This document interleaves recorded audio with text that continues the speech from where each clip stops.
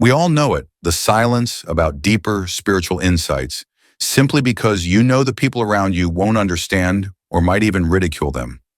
It's not that you're uncertain about what you know. It's just that you feel there's no point in explaining something to someone who isn't ready to hear it. Whether it's family members, friends, or colleagues, you constantly have to gauge what you can and cannot share. You don't want to end up in a situation where you share something only to hear someone laugh, raise an eyebrow, or immediately counter with a rational argument that attempts to dismantle everything you just said.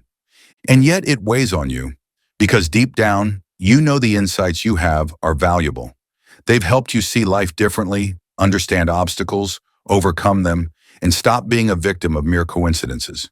You see how everything follows patterns, how events repeat, and how people unknowingly trap themselves in the same situations over and over again.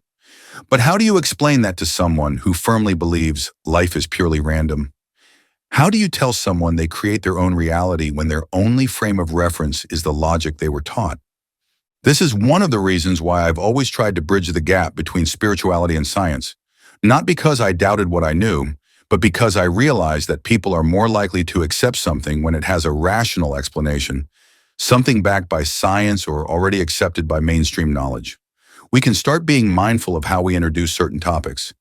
If you talk about the power of failure and how it's necessary for growth, you could immediately link it to successful entrepreneurs who failed multiple times before breaking through. There are hundreds of stories like that. No one will laugh at you then because that's common knowledge. If you talk to someone about breaking karmic patterns, you could point out how everything in nature is cyclical, the seasons, moon phases, light and dark. Or simply mention that it's impossible for humans to be the only thing in this universe that doesn't follow a cyclical pattern. And if you discuss world events or conspiracy theories, you could start with, "Isn't it strange how so many theories that were laughed at 20 years ago are now proven or coming true one by one?" This approach gets people thinking before their automatic reaction kicks in. Instead of immediately dismissing your words or laughing them off, you plant a seed that they may only recognize later. Because that's how it works. The truth is always ridiculed first, then fiercely opposed, and finally accepted as self-evident. This pattern has repeated itself throughout history, a defining trait of humanity. The truth is, science and spirituality are much closer than most people realize, but collective awareness takes time to catch up. Still, it's important to remember that you don't have to convince anyone. It's not your job to wake others up. Everyone walks their own path, at their own pace. Sometimes you see something on social media and feel, "I need to share this," but you hold back. What if others don't understand? What if they think you're weird?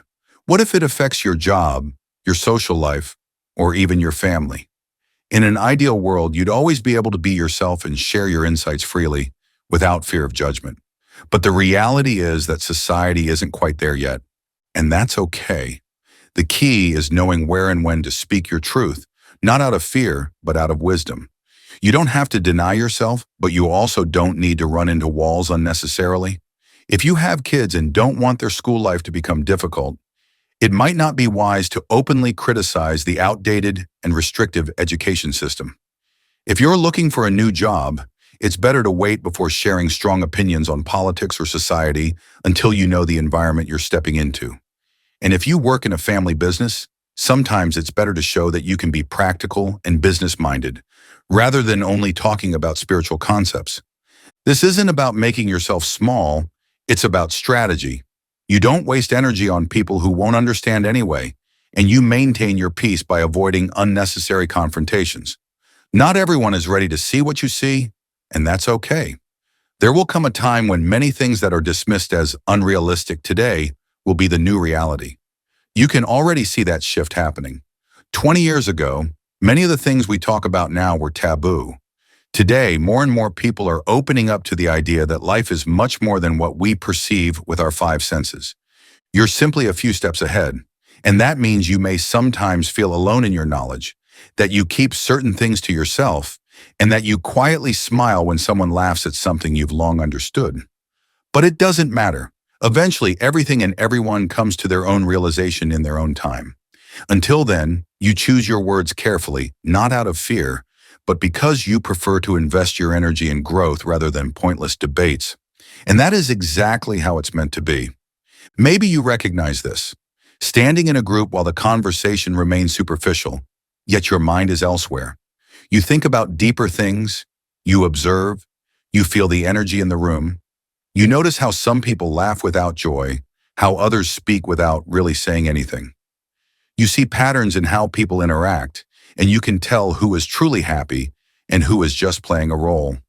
And yet, you stay quiet because you know most wouldn't understand. Sometimes, that's the greatest challenge. Knowing what you know, but not always being able to share it. It takes patience and acceptance to understand that not everyone vibrates at the same frequency, that some people aren't ready to step out of their old beliefs, and that it's not your job to force them. You can only lead by example. By living in your truth, you will naturally attract the right people, those who are on the same wavelength, who do understand what you feel, and with whom you can speak freely.